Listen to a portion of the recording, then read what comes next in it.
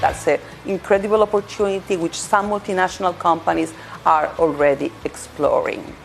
Diana 係一份國際醫療雜誌嘅行政總裁兼聯合創辦人，20年嚟十分關注醫療保健同埋生命科學行業發展。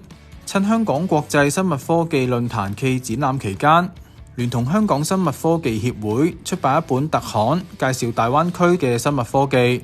事隔5年再嚟到大灣區，用咗1星期走訪唔同嘅生物科技、製藥企業、採訪持份者等等。今次嘅行程有咩收穫呢？ What has impressed me the most is that the information is very scattered, yes, and nobody's able to tell you the full story.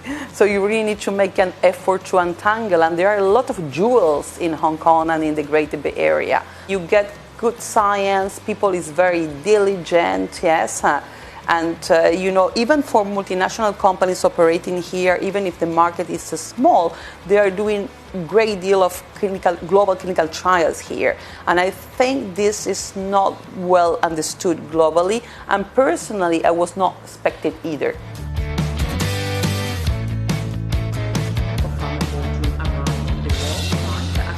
And in 2017, he formally put all those assets in ophthalmology into this subsidiary. And then we did 2 rounds of fundraising, Series A, and in which we raised about $50 million Okay. in 2019. And we raised another 200 some million US dollars.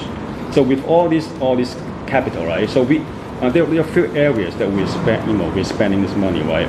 One of the most money-consuming areas is clinical trials.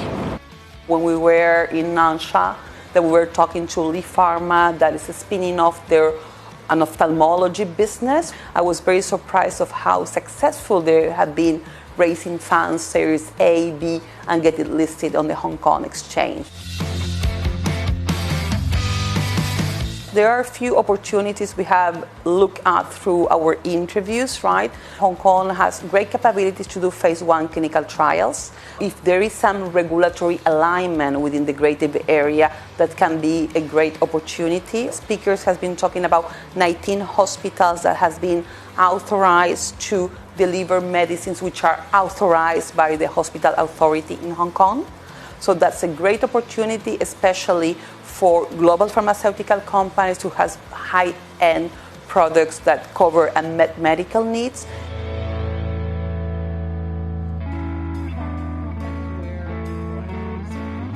And why did you choose Nansha? Because it was the only land available, or?